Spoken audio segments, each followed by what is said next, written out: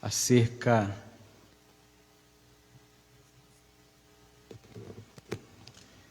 da mesa do Senhor, e nós queremos refletir, portanto, neste texto nesta noite. 1 Coríntios, capítulo 11, nós iremos ler dos 24 ao 26. 1 Coríntios, capítulo 11, e os versos 24 ao 26. Aliás, vamos ler do versículo 23, né?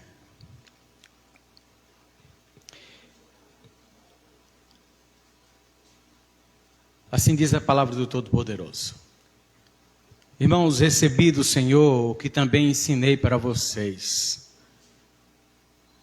Jesus Cristo, na noite em que foi traído, tomou o pão e, tendo dado graça, o partiu e disse: Isso é meu corpo, que é dado por vocês.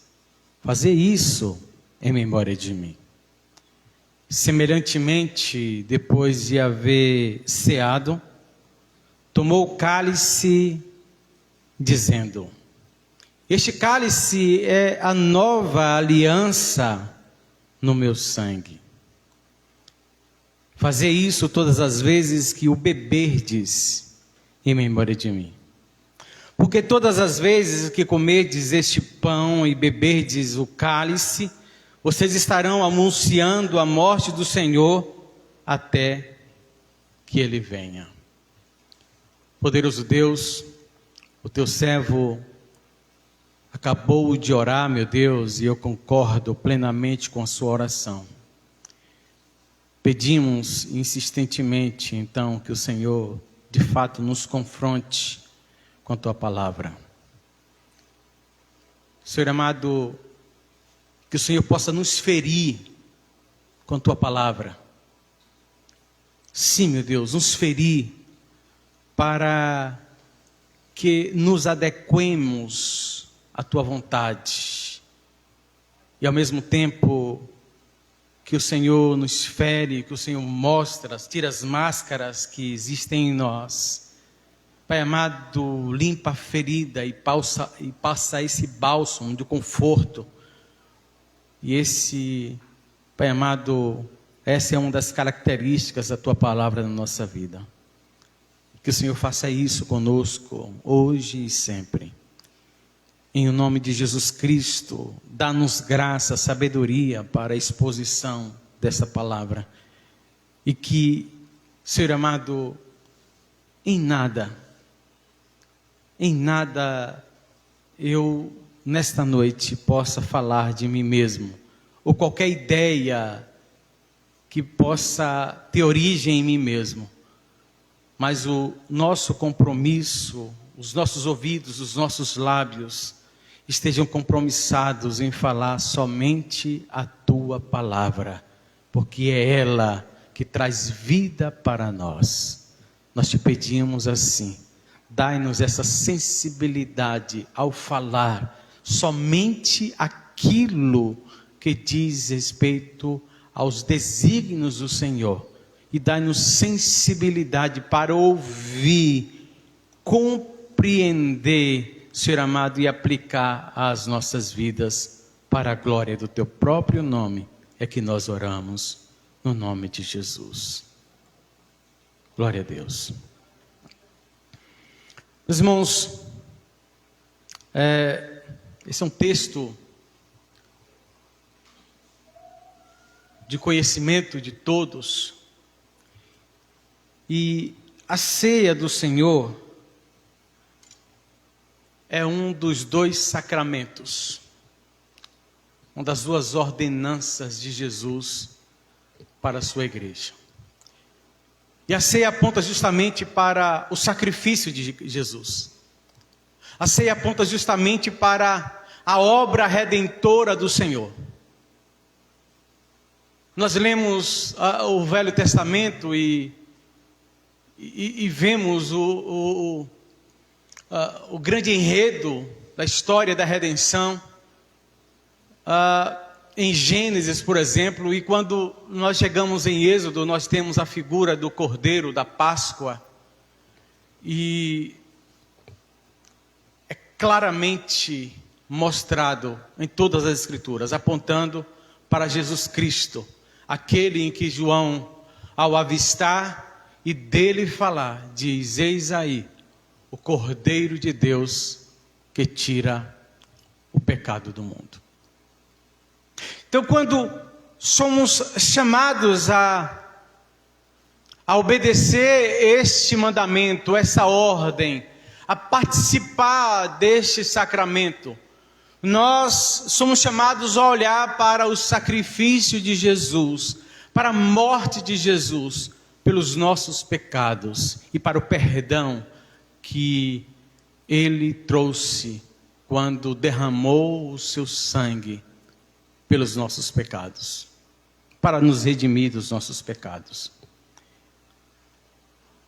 E agora Paulo, escrevendo à igreja de Corintos, diante da confusão que se está fazendo, em que as reuniões não estão sendo, na verdade, com o propósito de glorificar a Deus, com o propósito de prestar culto e aprender e edificar mutualmente um ao outro. Paulo vai falar, inclusive, no capítulo 12 e capítulo 13, acerca desta falta de compreensão da comunhão, da necessidade da comunhão. E vai dar uma orientação, por exemplo, que os dons espirituais, nem eles estavam sendo vistos da maneira correta na igreja. Porque alguns estavam vendo o culto e as manifestações dos dons espirituais apenas para demonstração do seu poder, demonstração do quanto eram usados, do quanto eram úteis. Todo mundo queria falar ao mesmo tempo, e Paulo vai mostrar e dizer que nós não vamos ao culto apenas para ver essas manifestações sobrenaturais. Nós vamos à igreja para prestar culto a Deus, mas para estarmos em comunhão uns com os outros. E o capítulo 12 de Coríntios, dessa carta, vai demonstrar isso. E ele então vai dizer que tudo deve ser em torno do amor. E aqui nesse capítulo 11 também a confusão que está havendo na igreja acerca dessa comunhão e acerca da ceia do Senhor. E Paulo vai dizer: olha, vocês todos estão se reunindo, não estão se reunindo para celebrar a ceia do Senhor, mas a ceia de vocês mesmos. Vocês estão fazendo da ceia do Senhor comes e bebes. Vocês não estão entendendo o verdadeiro significado dela. Vocês não estão entendendo o verdadeiro significado deste sacramento. Não foi assim que vocês aprenderam. Porque tal como eu aprendi, tal como Jesus ensinou, eu ensinei para vocês.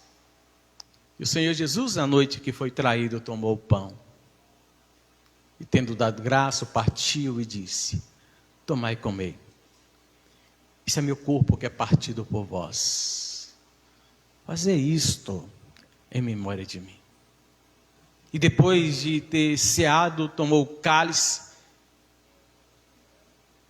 E se a gente olhar nos evangelhos, no capítulo 14 de Lucas, por exemplo, a gente vai ver que Jesus toma o cálice. E a ordem diz: tomai, bebei dele todos vocês. Este cálice é a nova aliança do meu sangue. Fazer isso todas as vezes que vocês beberem este vinho, beberem este cálice, ou desse cálice, lembrem que é o novo pacto que eu formo com vocês. E o que Paulo orienta essa igreja é justamente como deve ser o comportamento da igreja ao se envolver. Qual o propósito de Deus, dessa ordem de Jesus para a igreja. e com que sentimento, com que comportamento nós devemos nos portar quando participamos da mesa do Senhor. E é interessante que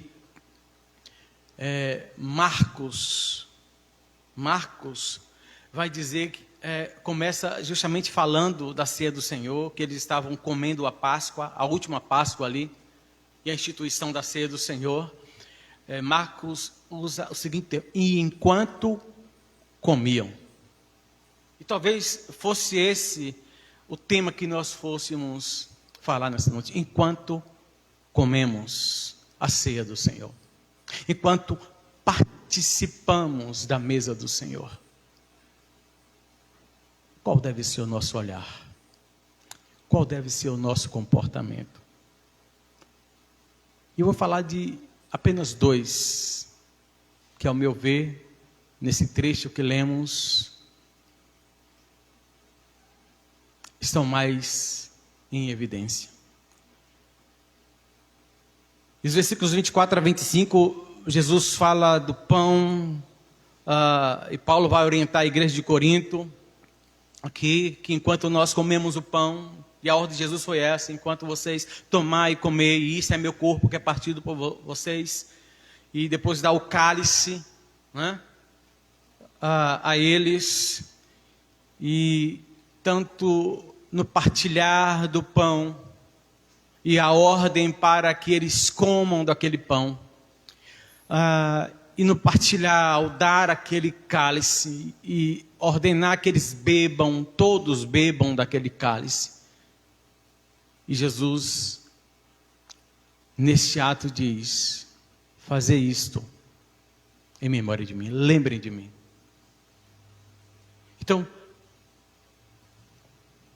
o primeiro significado é justamente nós, enquanto participamos da mesa do Senhor, lembrar da sua obra redentora, lembrar do seu sacrifício, lembrar da sua obra na cruz do Calvário.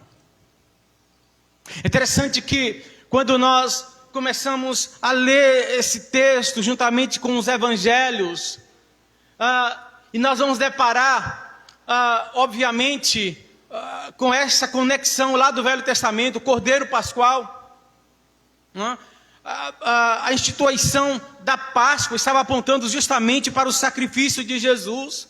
O fato de matar o cordeiro, comer a carne do cordeiro e o sangue aspergir nas portas, falava do livramento, da redenção, e aquele ato de matar aquele animal, e a gente vê isso acontecendo em todo o Velho Testamento, e apontando para o sacrifício de Jesus, e João aponta e diz: olha, eis o Cordeiro de Deus que tira o pecado do mundo, e ele resolveu de uma vez por todas com o problema do pecado.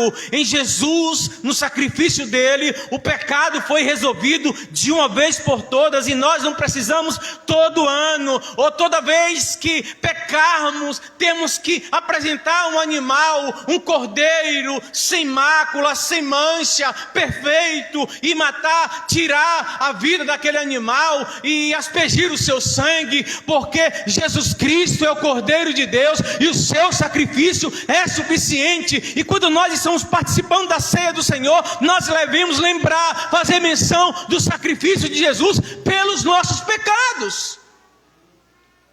E quando nós somos chamados a lembrar, enquanto participamos da mesa do Senhor, ter esse sentimento, ter essa memória, ou trazer ao nosso coração essa memória, nós temos que pensar o quão vil nós éramos. Nós temos que pensar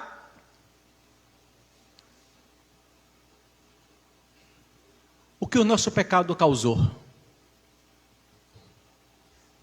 Nós temos que pensar que, muito além de ficar emocionado, como lemos as Escrituras, ou como vemos quando vimos nas cenas dos filmes, aquele sofrimento que causaram a Jesus, Muito mais do que nos emocionar e se entristecer, como os homens foram cruéis com o Senhor, como os homens o condenaram à morte, como Judas o traiu, como a maioria dos discípulos naquele momento que precisava estar ali, todos fugiram. Isso foi predito pelo Senhor. Muito mais do que ficar indignado com a ação dos sacerdotes, com a ação dos judeus, com a rejeição deles, nós precisamos entender que foi por causa do nosso pecado, por causa da nossa vileza, por causa da dureza do nosso coração, foi por causa do nosso pecado que Ele morreu na cruz do Calvário. Tomai este pão, comei. Isso é meu corpo que é partido por vós, que é dado por vocês, que é sacrificado por vocês, por causa de vocês, pelo pecado de vocês. Tomai esse cálice, e ele é o meu sangue, que foi derramado na cruz, que foi aspergido diante do altar, para o perdão do pecado de vocês. Então, o Senhor está nos chamando não apenas para vermos a sua morte, não somente para vermos e lembrarmos do sacrifício dele, mas pensarmos também a causa pela qual ele morreu na cruz do Calvário, o propósito para o qual ele morreu na cruz do Calvário, para satisfazer a justiça de Deus, e nós somos justificados, nós somos perdoados por causa desse sacrifício. Então devemos participar olhando para isso com o coração cheio de gratidão e de arrependimento. Um outro texto que eu gosto demais, não está falando sobre a ceia, mas Jesus aponta para esta verdade, quando na multiplicação dos pães, está no Evangelho de João capítulo 6, então muitas pessoas agora vão procurar Jesus, por causa dos pães multiplicados, e aí os judeus e todos estão ali, e João vai mostrar que Jesus faz a multiplicação dos pães por conta de uma necessidade daquele momento. Mas o seu propósito é ensinar e mostrar que Ele é o pão da vida. E Ele diz: eu sou o pão que desceu do céu. E o que Jesus diz naquele contexto do capítulo 6, principalmente a partir do verso 46 até 60, e a mensagem de Jesus ali diante dos judeus como é que ele pode dizer, não é esse Jesus, filho de José, nascido em Nazaré, como é que ele pode dizer que é o maná, que é o pão que desceu do céu? E Jesus diz: olha, não me critiquem, porque vocês murmuram, eu sou o pão vivo que desceu do céu, e aquele que não comer da minha carne e não beber do meu sangue, não tem a vida em si mesmo. E aquele discurso, até mesmo os discípulos acham duro. E todos vão embora, ficam somente os 12. Jesus os confronta: e vocês também não querem ir? E a escola apostólica, os discípulos, Pedro representando a igreja, lhe diz: Senhor, para quem iremos? Só tu tens a palavra de vida eterna. Mas pensem bem comigo. Quando a gente olha para o livro de Gênesis, por exemplo, nós temos o Senhor criando, e o Senhor ordena que o homem coma de todo o fruto da terra. E se os irmãos observarem bem, somente depois do dilúvio é que o Senhor, diante do sacrifício de Noé, diz que o homem pode comer de todos os animais da terra, e tem ali as restrições, a gente vai ver também em Deuteronômio, a gente vai ver também no Pentateuco de modo geral, e ali em Gênesis, depois do dilúvio, o Senhor vai falar uma coisa muito interessante que a gente precisa perceber ali, porque está apontando para essa verdade de Jesus: comer a sua carne e beber o seu sangue. E ele diz então que o homem pode comer todos os animais da terra, no entanto, não pode comer animais sufocados, não pode comer o sangue dos animais. E ali aponta para uma coisa, que somente quem tem direito à vida é Deus. Somente quem tem vida é Deus, quem dá a vida é Deus. O homem não tem direito nenhum à vida, o homem não tem como tirar a vida, não tem o direito de tirar a vida, o homem não tem direito e o homem não tem poder de dar a vida somente em Jesus, a vida somente em Deus, somente Deus tem esse poder, e somente Deus tem esse direito sobre a vida. E quando chega ali em João, Jesus está falando justamente isso: aquele que não comer da minha carne e não beber no meu sangue, aquele que não estiver ligado em mim, Jesus vai falar. E Jesus vai fazer um jogo de palavras e dizer: olha, os nossos pais comeram o maná que desceu do céu, mas eles voltaram a ter fome, e eles todos morreram. Mas aquele que comer da minha carne e beber no meu sangue, esses terão vida em si, porque a vida é só em Jesus. Vida só em Jesus Cristo. E quando Ele nos chama a participar do cálice e do pão, da mesa, Ele está dizendo que Ele passa a fazer parte de nós. E Ele diz justamente isso ali em João, que quando nós comemos esse alimento, o alimento passa a fazer parte de nós. Se o Senhor não fizer parte da nossa vida, aí Pedro diz, diante do discurso e do abandono de muitos: Senhor, para onde iremos nós? Para quem iremos nós? Só o Senhor tem palavra. Vida só em Ti, Jesus.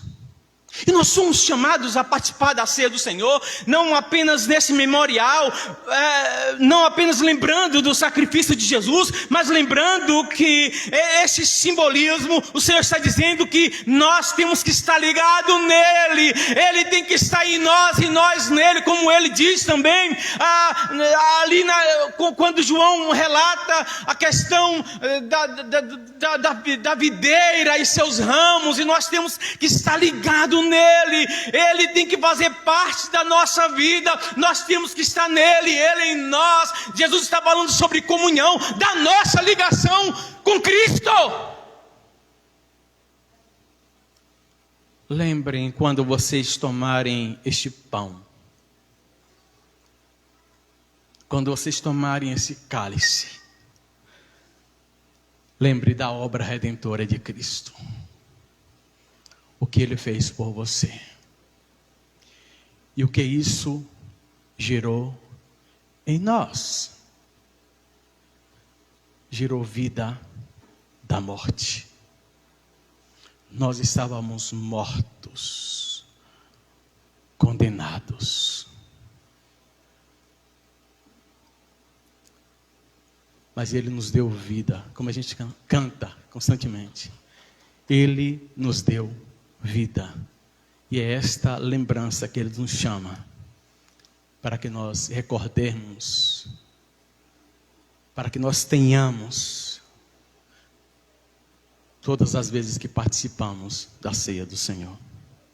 Mas o outro propósito, dentro desse mandamento, dentro desse sacramento, é justamente o que diz o versículo 26. Porque todas as vezes que comerdes este pão e beberdes este cálice, vocês estão anunciando a morte do Senhor até que Ele venha. Tem uma terceira verdade aqui, que é acerca dessa expectativa da vinda do Senhor. Mas, ao meu ver, a grande verdade aqui é que enquanto participamos da mesa do Senhor, lembrando do seu sacrifício, da sua obra redentora, em favor dos seus escolhidos, nós, enquanto estamos participando e enquanto Ele não vem para então instaurar o seu reino na sua plenitude, nós temos um comprometimento com a pregação do Evangelho, com o anúncio do Evangelho. Vocês estarão anunciando, pregando o Evangelho, pregando a sua morte, até que Ele venha. Sim, o nosso coração deve estar cheio dessa expectativa e dessa esperança, mas a nossa atitude deve ser em pregar o Evangelho enquanto temos tempo, porque foi essa a ordem que Ele nos deu.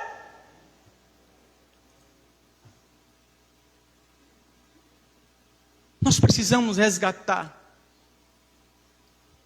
meus irmãos, essa ordem de Jesus à igreja em todos os tempos. A evangelização. A pregação genuína do Evangelho do Senhor. O que o Senhor está dizendo na sua palavra, sob a orientação de Paulo à igreja de Corintos, é que nós devemos falar da sua morte. E quando somos chamados a falar da morte de Jesus, é impossível falar da sua morte sem falar da sua ressurreição. É impossível pensar no seu sacrifício pelos nossos pecados sem lembrarmos que Ele venceu a morte, Ele ressuscitou, e nele nós temos vida. E pregar o Evangelho é isso, é confrontar o homem nos seus pecados, e dizer que Jesus morreu pelos seus pecados, mostrar que todos pecaram e são destituídos, mas mesmo assim, pela infinita graça e misericórdia, Jesus Cristo morreu, antes ainda ressuscitou, e nós temos esperança de vida eterna nele. Esta é a mensagem do Evangelho.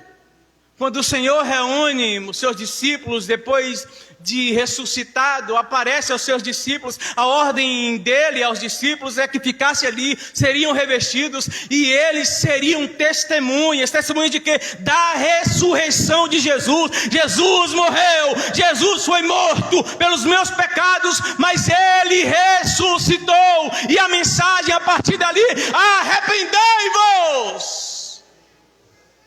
Nós precisamos não somente lembrar do sacrifício do Senhor, mas enquanto participamos da ceia do Senhor, enquanto esperamos a sua vinda, nós precisamos falar da sua morte e da sua ressurreição. Falar de que Ele está vivo, está presente no meio do seu povo. Inclusive nesse sacramento.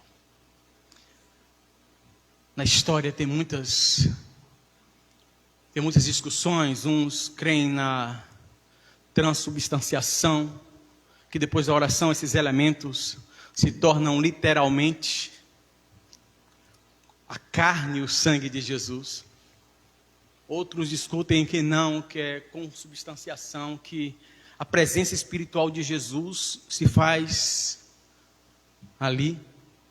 Mas a verdade é que quando nós participamos da ceia do Senhor, quando nós tomamos este pão e este cálice, nós estamos falando: esse Jesus que foi moído pelos nossos pecados, derramou seu sangue na cruz do Calvário, Ele ressuscitou e está presente aqui em nós, no meio da igreja. Ele vivo está! E esta é a mensagem do Evangelho, testemunha da ressurreição de Jesus. Jesus morreu, mas ressuscitou, e breve virá buscar a sua igreja. Mas Ele está presente em nós, no meio de nós, no meio do seu povo. Ele está presente neste lugar, recebendo a adoração do seu povo. Enquanto Ele não vem, Precisamos anunciar esta verdade. Pregar o Evangelho. A gente falava justamente a semana passada sobre as marcas da Igreja de Cristo, e uma delas era justamente esta. Nós falamos ali que é uma das marcas da reforma, apresento pelo menos 3 marcas. Falava, entre elas, estava ali os sacramentos, né? Ceia e batismo. E nós falamos também que uma das marcas essenciais da igreja é a pregação do Evangelho, o comprometimento com a evangelização, com a pregação do Evangelho. Enquanto Jesus não vem, enquanto comemos a ceia do Senhor, a ordem dele é: enquanto vocês comem, enquanto vocês desfrutam, enquanto vocês se alimentam de Cristo, enquanto Cristo faz parte da vida de vocês, anunciem, pregue o Evangelho, porque essa é a ordem dele. Pregue até que ele venha. O que nos dá a ideia é que a obra está inacabada com relação à missão da igreja. Se nós olharmos de um lado para o outro e vermos essa igreja, já está suficiente, mas quantas pessoas precisam ainda ouvir o Evangelho, e quantas oportunidades nós temos, e enquanto Cristo não vem, enquanto participamos da ceia do Senhor, temos que nos comprometer em testemunhar do Cristo que morreu e ressuscitou. Pregar o Evangelho a todos. Hoje de manhã nós estudávamos, e uma das palavras do Senhor à igreja de Esmirna é justamente esta. As primeiras palavras do Senhor: isto diz o Senhor da igreja. Isto diz aquele que esteve morto, mas ressuscitou. Isto diz aquele que foi morto na cruz do Calvário, mas ressuscitou e vivo está presente na igreja. E o Senhor incentiva aquela igreja. O Senhor traz uma palavra de ânimo para aquela igreja e chama aquela igreja a continuar fiel ao seu propósito, ao seu chamado. E com isso estariam, mesmo contra, ou mesmo diante das oposições que estava cercando aquela igreja, o Senhor chama aquela igreja a permanecer fiel. E conosco, com certeza, não é diferente.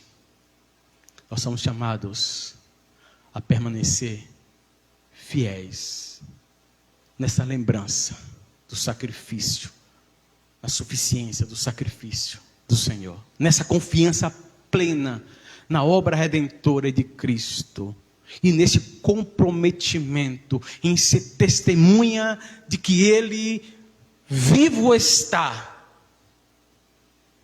de que Ele venceu a morte, morreu por causa dos meus pecados, mas não permaneceu lá. Ele ressuscitou e vivo está presente no meio da igreja.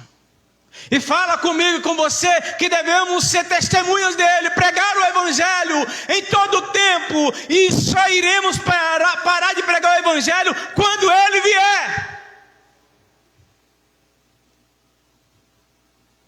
Não podemos parar. Temos esta missão. Foi para isso que ele morreu na cruz do Calvário, para que nós preguemos, anunciemos, testemunhemos da sua morte e ressurreição. Coloquemos em pé em nome de Jesus.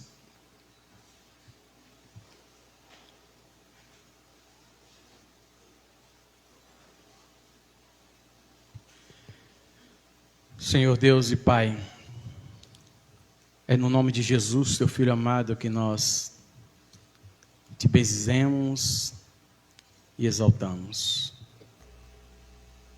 Mais uma vez, meu Deus, nós levantamos a nossa voz e pedimos ao Senhor que abençoe a todos, Senhor, a todos que ouvem a tua palavra. E que nós sejamos renovados por essa palavra. Que nós nos lembremos qual era a nossa condição, qual era o nosso destino. E voltemo-nos para o sacrifício de Jesus, a sua obra, o seu amor, a sua graça.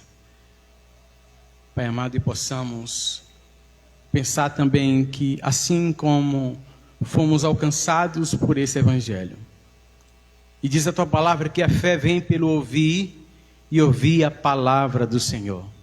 Alguém pregou o evangelho para nós.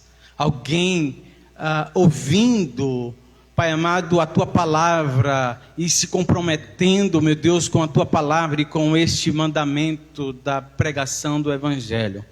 Alguém movido pelo Senhor pregou o evangelho e as portas foram abertas para nós. E nós passamos por ela, Senhor. E que nós também, Pai amado, conscientes desse chamado, como igreja do Senhor, sejamos esse instrumento do Senhor na vida de outras pessoas. E que o Senhor chame tantos quanto quiseres, porque o Senhor é soberano.